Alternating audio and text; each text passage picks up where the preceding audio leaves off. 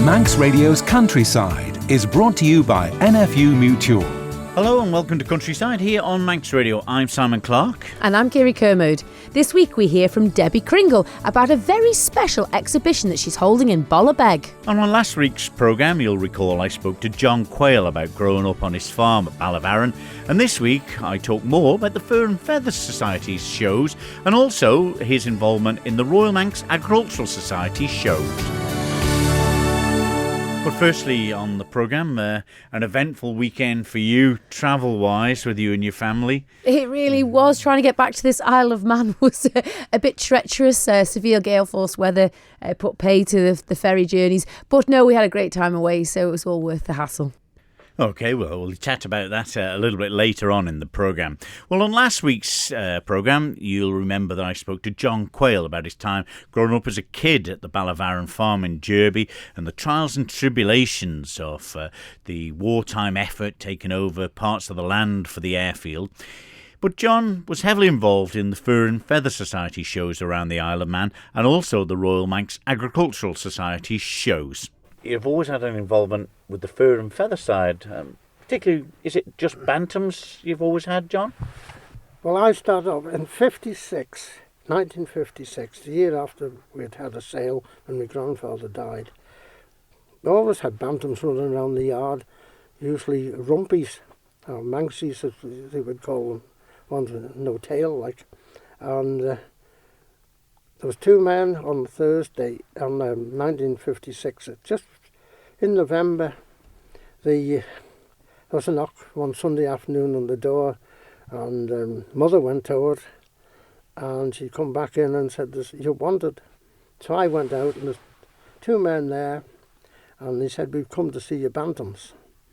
One was a namesake, no relation, but I knew him, John Quayle, the Crosshicks, which Crosshicks is between the lane grammar between schools, is it? the Yeah, two grammar schools, and George Young, who was that brings back memory of the cross country. Yes, and George Young, who's the father of Wilf that you hear now talking in Ramsey. And so they said, "Have a look at your bantams," and they said, "Can we buy that one and that one?" And I said, "No, I'm not selling." "Why?" "I don't want to sell." "Well, if you won't sell them, you've got to show them, exhibit them." "I'm not showing them." "Yes, you are. We'll send you a schedule. Fur and Feather Show on Boxing Day in Ramsey."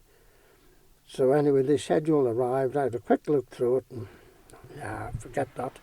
Anyway, a couple of days later, "I'll have a look at this." So I know what self-colour is. It's either all black or all white or all blue or whatever. So I decided to enter. I entered half a dozen, and I cycled into Ramsey with my entries and cycled home. We didn't have a vehicle at that time. How were you carrying them? So on the box on Christmas Day, get these things ready. So I tidied them up, washed their feet and all, and straightened their feathers out.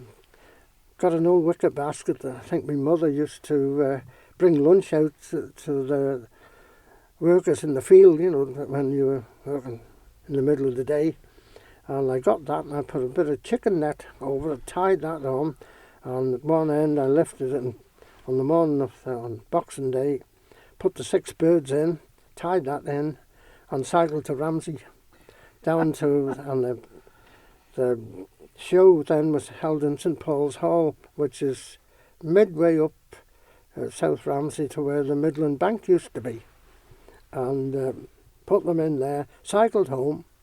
In the afternoon, I went back to see how I'd done and eventually get them out when it was time and take them home.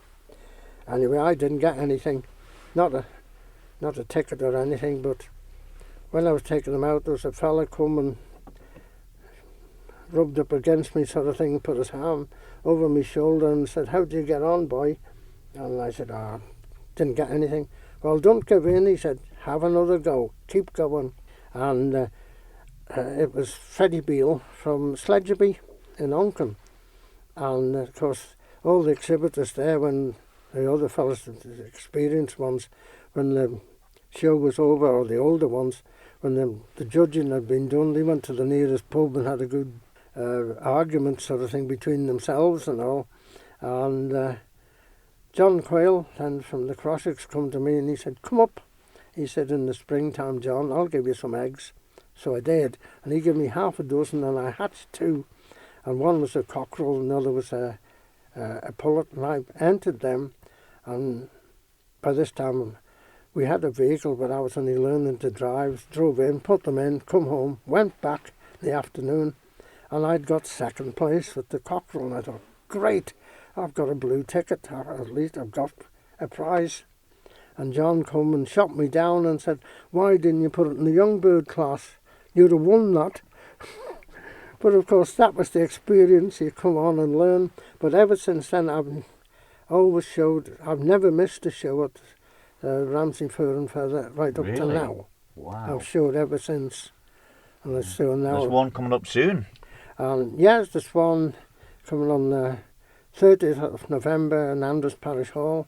And we've invited the governor to come down. He's able to come down for half an hour to have a look around and whatever.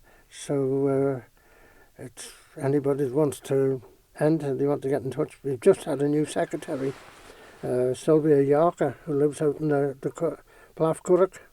So I started off just as a member. I became secretary in the middle 60s. In the early 70s, I took treasurer on, and I'm still treasurer to it.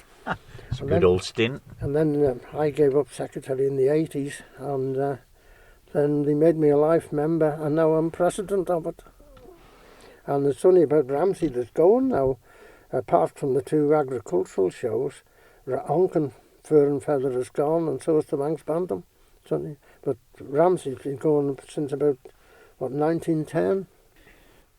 But your name has been synonymous with the committees of the Royal Manx Agricultural Show as well, John. When did that get going? When did you start with that? I first exhibited at the Royal Manx in Ramsey in 1958. I missed 1959 because it was in Douglas, and we didn't have a Weren't going to travel that far, were you? Well, we didn't have a vehicle, and I couldn't get there in time to get my entries in. We went to the show afterwards on that day, but I think we caught the bus to go there. But after that, we had a vehicle. But again, ever since then, every year I've exhibited at the Royal Manx, and in '62, I was asked to go or nominated to go on the Royal Manx Council, and representing Kirree, because you had 2 members representing each parish at that time, and you did 2 years, then you're up for re-election. So I went on in '62, then I started off being the supervisor on one of the sections. In fact, it was the weight guessing, where you used to guess the weight of 3 lambs or to guess the weight of 2 cattle, and taking a bit of money for that to make money, sort of thing, to run the show, because they didn't have a lot of money in those days. And I progressed from there to a supervisor.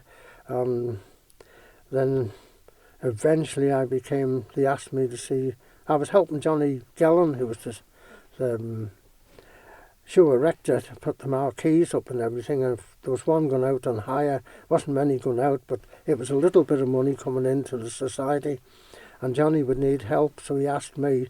And then when he took ill, and his cousin Stuart, they asked me to see would I do the show erecting, so I started to erect the show for them in '76, and I did that to 2010. But in 1992, although just before that, Fred Callow from Ballacurreg and Ballaf was helping me, and he gave up and he became the show director. But in 1992, in TT time, he died overnight, and so it was only less than 2 months to the show, and he looked for a new show director. So they turned to me straight away, because I had been working with Fred, knew what was going on, so I became show director then, and I did that for 92. 93 it was the Douglas end, 94 they made me president. Just to clarify, because it used to alternate between the Stalwart Farm in Sulby, from my memories, and then I think King George V Park in Douglas the next year, and then back, Yeah, but always the even years it was north, and it was in Ramsey, you see, just opposite the grammar schools, where the junior schools are there now, and then it moved to Sulby, but on the even years then it was north, as we said, at Sulby, then the uneven years it was at King George Park in Douglas, until 89, when they had to get out of King George Park for the National Sports Centre to be made. So I became, after 94 and then 95, it was the Douglas end that was running it, although it was at Sulby, but they had their own. The North boys would just help them put the stuff on the field, and we would let them get on with it, but eventually they came together and I became permanent sort of show director until 3 years ago when I gave it up. But that's the length of time I've been involved all the way through the Royal Manx. Well, you were the go-to man for poles, tents, where the chairs were, tables, right? Oh, yes. Yeah, and now stupidly maybe I've taken on the role of sort of honorary treasurer, so keeps the brain active, John. It does. It's something to do, I suppose. Did you always enjoy and look forward to the shows, even though it was such hard work? Oh yes, yeah. It was when I first became show erector. I did the Sulby one, and I knew all the northern farmers and all, because there's more farmers on then than there is now. But then when we went to Douglas for the first meeting in January in '77, I thought, who they weren't going to get up here in Douglas as a show erector, because they won't want the North boys up. But they did. They asked me straight away to do it. And I thought, how am I going to get on? Because I knew them by sight, but not to talk to and all, like you did the northern ones. So I thought, how am I going to get on with the Douglas end? But it turned out in a way that they were really more helpful and appreciative of you than what the northern ones were. Yeah, so I got on well with them, and we all got on great together. It was a matter of having a bit of fun, watching what you were doing, and they would listen to you if you wanted something doing. They say, tell us what you want doing and we'll do it, and you watch what we're doing, make sure we're right. I'm not sure that happens today. John Quayle, a well-known face in the world of the agricultural shows, the farming world, the commissioners, and particularly the Fur and Feather Society shows on the island as well. But with that show at the end of this month, Kirree, we'll just keep an eye on that. Obviously, with the news of the avian bird flu around the Isle of Man, things may have to change with that one. But obviously, we'll keep a close-knit eye on that, and we'll keep in contact with Nigel and John and all the people involved in it. So let's keep our fingers crossed, eh? Definitely, and what a great man he is. I love listening to his stories. I loved last week's programme. I stopped the car to actually have a proper listen to it. Wealth of knowledge, and people like that here on the island make these events happen, and the knowledge that he has there, it's great that you've recorded it, Simon, and what a gentleman he is. Yeah. You're listening to Countryside here on Manx Radio with Kirree Kermode and myself, Simon Clark. Well, at the start of the programme, we mentioned about the weather hindering your progress back to the Isle of Man, but you were away representing the Isle of Man, Kirree, the Kermode family. Yeah, we were. We were up at Carlisle at the annual Borderway Expo, a great livestock event for all types of livestock, and we were there with two of our ewe lambs in the prime stock section. Great turnout of stock. The cattle were unbelievable. It's been a fabulous year for livestock, a good grass growing year. We came away with third prize out of a class of 8 pairs. It's difficult to get them to match up to be that perfect set of two, but we were absolutely delighted. It was our first time competing. Plenty of people watching, big crowds, so quite nerve-wracking all the same. Yeah, but how does it compare with, obviously, you sort of, I'd like to commend your family here, that you're sort of pros at showing the sheep in many years here on the Isle of Man at the agricultural shows. How does this differ? Well, this is it. You think you've got some good ones at home, but until you get into that show ring and in the mix with the other livestock keepers, you don't know where you really fare up. But it does give you that push on to invest in your genetics, to bring good livestock back to the Isle of Man, to make sure your flock is growing and developing in the right way. But there's generations of breeding taking place to compete in these prime stock sections. You know, it's Christmas time coming up. They're looking for the best of livestock for that Christmas table, and this show was the first of the winter series. It was a great exhibition of all things British, and it was nice to be part of it. Indeed. Well, we spoke to John Quayle and had some great nostalgia from great names of farms and people that sadly may no longer be with us. But nostalgia has been the subject of your next conversation. It has indeed. I went down to the Friary Farm in Ballabeg to catch up with a very busy lady, Debbie Kringle, to talk about what a wonderful event she's got coming up, a wedding dress exhibition. Hi, Kirree. Lovely to see you in the kitchen today. I don't do things by halves. We know that. What was meant to actually be a small concert for probably about 2 hours supporting hospice in memory of my dad, somehow now has ended up as a 3-day exhibition with nearly 60 dresses and christening gowns and hats and Manx outfits at Ballabeg Chapel, and the chapel have been amazing. It is unbelievable just to reel all those things off, Debbie. Now, it says wedding dress. Now, that was the original exhibition, but obviously now we've got the hats and other gowns involved with it. Where did the idea come from for the wedding dress exhibition? To be honest, I know in this house that upstairs we've got our own dresses, Rachel's, mine and Mary's.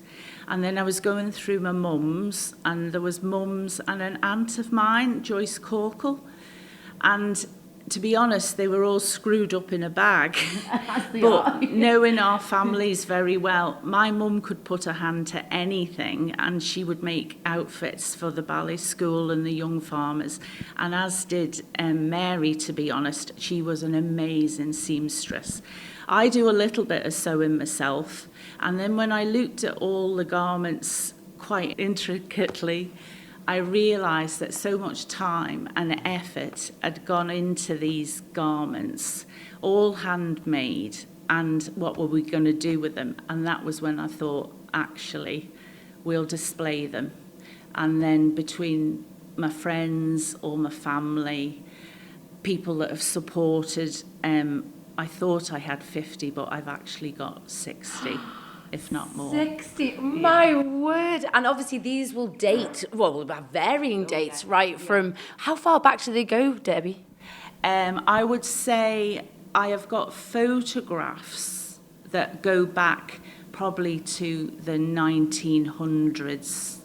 On the turn of the century, but unfortunately no outfits. I have a photograph of my own gran who wore a dark brown suit. Whoa. And then I have got a garment from the well-known Julie Gelling's family and Julie's grandma. Hers is dated 1932. It's beautiful. Absolutely beautiful. It's a dress and a hat. It's not like we would wear. It's unbelievable, but how special a wedding day is, and especially back then, because the cost of putting these things together, the material, they were such a special item. I've realised through luck, really, that I said to Murray, shall I chance putting them in the washing machine? This was my mum's first. And I thought, right, I will. But to be honest, the fabric is made so well. And these are 65 years old. And they've come up amazing. And I've not got friends that got married in 2002 and went to the dry cleaners, and unfortunately, they haven't been a success. Oh, that's such a shame. But what a wonderful display this will be. And how are they going to be exhibited? Every nook and cranny in the chapel and the hall and the porch. I've had to go and ask and beg from Gordy, who we know very well, to see if we can get a tent to serve teas and coffees and refreshments, because I do think it's going to be packed. And then at the very end, we do join in with Ballabeg on the Sunday from 6:30 till 7:30 for the Manx service. And I conduct the bells, the Ballabeg bells, and we've got to do a small concert. So that actually is only going to last 5 minutes, the concert. But Debbie, this is going to be a 3-day event from the 14th, 15th and 16th of November. You know, it's no mean feat putting this display on, but it's raising money to a charity that's very close to your heart. Oh yes, without a doubt. When you mention the word hospice, as everyone knows, the respect and the support on this island that hospice get is second to none. Hospice themselves are amazing. They've given me a lot of stuff to present and a lot of help. The charity shops, I've got the mannequins, and on a personal level, yes, I wanted to do a lot for hospice for my own family, but also through my job. And I see the other side to how hospice support, especially in the home place when families have got their patients at home. So yeah, I really was determined. Palatine Group Practice, who I work for, have sponsored all my refreshments. The creameries have sponsored the milk and cream. And yeah, the support, I cannot believe. People have been absolutely amazing, actually. Everybody just needs to come and have a look. And I've got Murray on meet and greet, and I've got Phil on car park. So You've wrangled the whole family. Turn up, yes. And how do people get tickets, Debbie? This is going to be a really, really special event. Well, they can either contact me on 410373, or just turn up on the door. It's £10, including your refreshments, and everybody's welcome. Just come and have a look. It'll be lovely.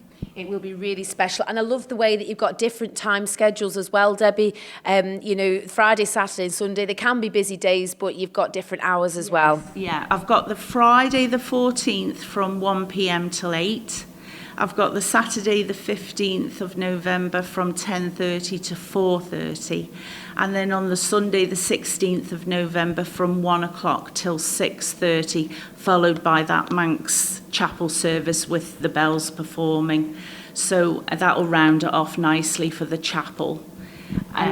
And that's it, like you say, it's bringing that community feel together. And for people that don't know your dad, Debbie, John Tier from Bride, a very special man. Many people might say that Dad was part of Bride Parish anyway, for meet and greet and things like that. Whenever the church was involved or people coming to the parish, he often used to go and see people. But everybody knew him.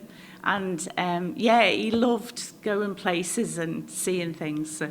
A very, very good farmer too, and they continue to farm up there at Ballabeg to this day. They do, yes, yeah, they do. Thank goodness. So when we mention wedding dresses, Debbie, we always think that you get them made locally. Here on the Isle of Man, we've only got a few wedding dress shops, but they do such a beautiful job of it. And no two wedding dresses are the same. Well, no, without a doubt, Kirree, I've had quite a shock, actually, and it's probably been quite overwhelming. I've had dresses sent from Germany. I've got my sister-in-law, Claudia's, and I've got her mum's, Mrs. Meinholt's, dresses from Germany. I've got one Mexican peasant dress, which is absolutely stunning. And then another one, which I'm quite frightened about, actually, which will have to be placed in a very special area, is one from Thailand. And I haven't seen it yet, but it's apparently jewelled, and it is absolutely stunning. So it has gone global. It certainly has. Ballabeg has hit the map. But how wonderful. And these days are so special to the person that's wearing them. Let's, relive that day, I suppose, very nearly here in Ballabeg. Yeah, my friends have called over the last couple of weeks, and we've all been chatting, and it's amazing, actually, and so nice they can all get an airing, because otherwise what do you do with them? And you don't want them to lie there for years collecting dust. So yeah, I hope it'll just be a nice exhibition for everybody to enjoy. And so, final few words, Debbie. Tickets, £10 on the door, and they can reach you on your mobile. Yes, certainly. The other part of the exhibition that I am displaying is also a display of my mother-in-law, the late Mary Kringle's hats, who Mary used to do talks to a lot of the WIs on the island, and they're laying a box in the attic actually. And there again, I thought that's so sad to have them in the dark. We need to give them an airing. So they will be displayed, and on some of them, not all of them, she has little notes of where she went. So, for example, when they did go to, Buckingham Palace, and the date, we've got a date of when she went there. So it's nice to see. It's just something a bit different.